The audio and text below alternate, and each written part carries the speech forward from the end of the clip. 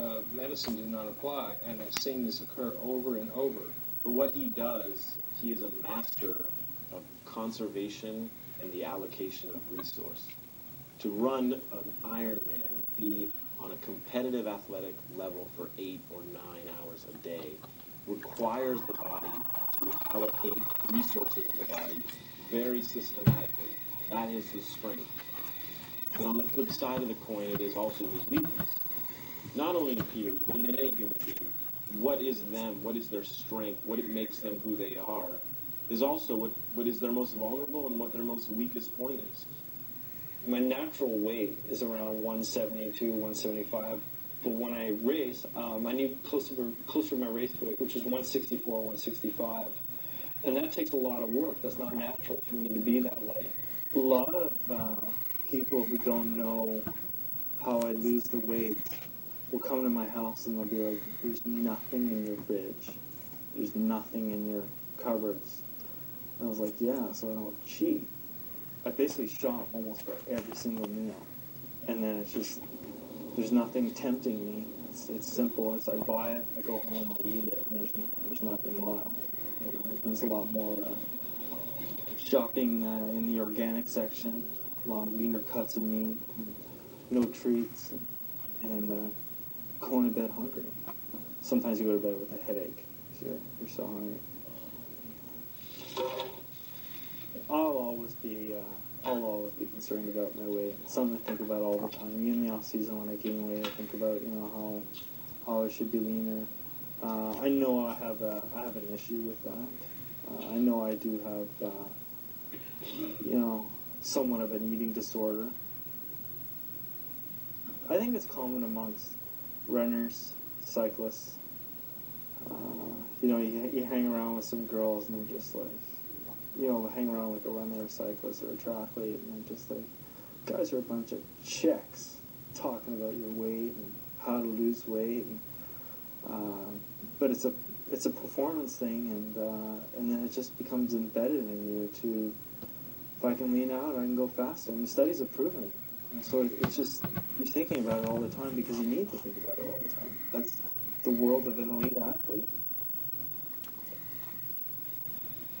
Over the last month, I've just been sort of gearing, obviously, up to the race here in Lake Placid. It's a great way to do a strong build-up and race this and be able to use that build-up for the training, then lead into Hawaii. So I feel like while this is an important race for me, and it's one of the ones that I'm gearing for the year, it's pretty much all about Hawaii. This is now the 6th year that I've come here to Lake Placid, and I've won it 4 times, and so obviously I like this place. It's been good to me, and it's really, I feel almost like I come home when I come here. You get your bags in, Heather? Yes, thanks. Okay. You go 3 minutes. I'll see you around somewhere. Okay?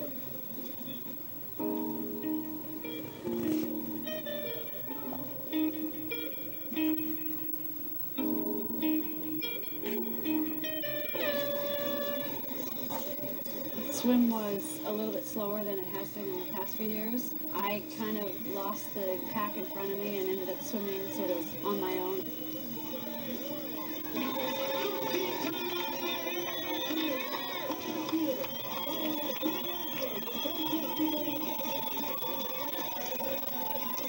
Good job, Head. 5:20 to Desiree. Okay, Jim's about close to a minute, just up there.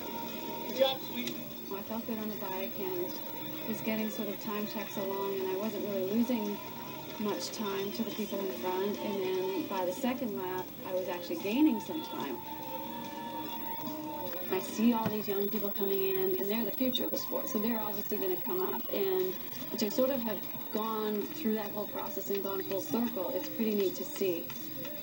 It would just be nice if they would just stay down there a few more years until I didn't want to be up on the top anymore.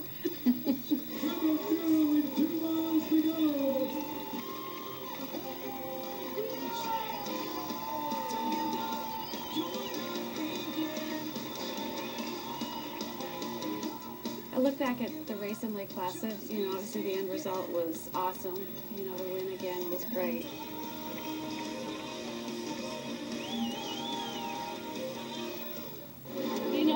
This is number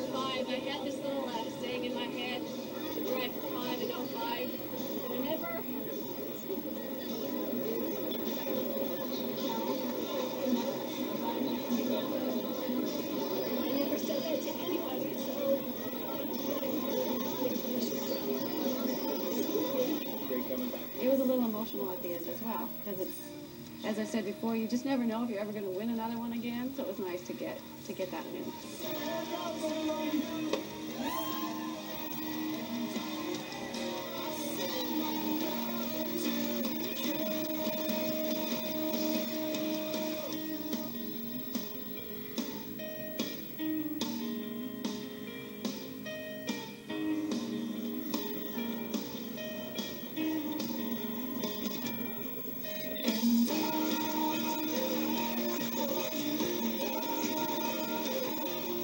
The Ironman is all about that human spirit.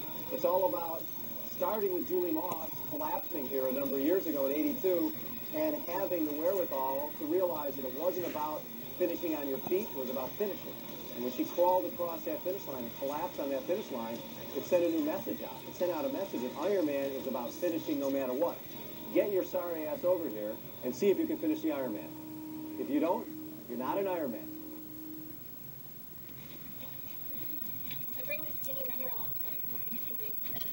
The baby's supposed to come out early September, and I am hoping for a little bit early, maybe end of August. I figure the earlier the better, because then it just lets me get back into fitness a little bit earlier and quicker.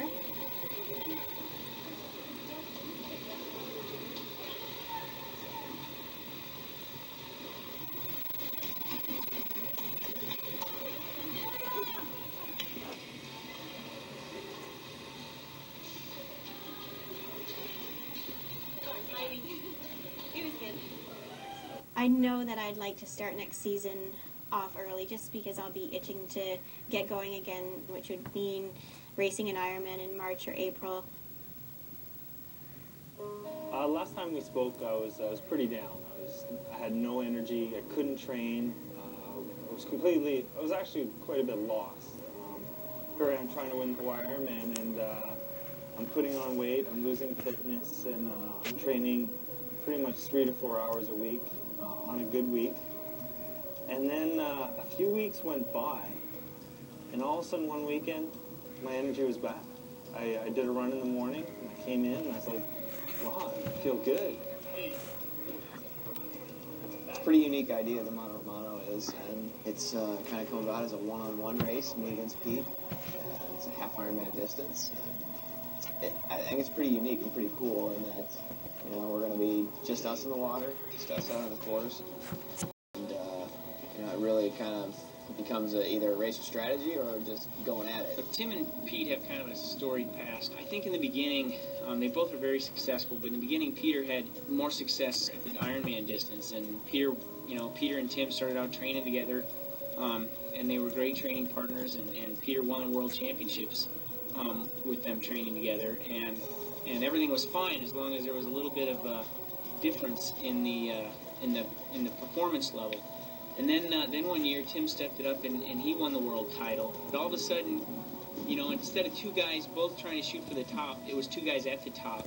It just changed things. It changed the dynamics of their friendship. You and me in the water could still probably be like nailing each other, punching each other. You got a whole river to yourself. You guys will be swimming all over each other. Case when you go over the water story with somebody. Ironman is the most competitive age group half Ironman distance race in the world. And this year, we've got Mono a Mono along with that. I'm sure it's never been done before. We've got the two best Ironman guys of this era going head-to-head, one-on-one, winner takes all. I don't know what else you can say. Between the two guys, you've got 5 of the last 7 Hawaii Ironman titles. Tim kind of said something before the beginning of the swim, and he's like, you know what? He's like, I have no problem with you swimming on my feet. You know, we'll swim the swim together.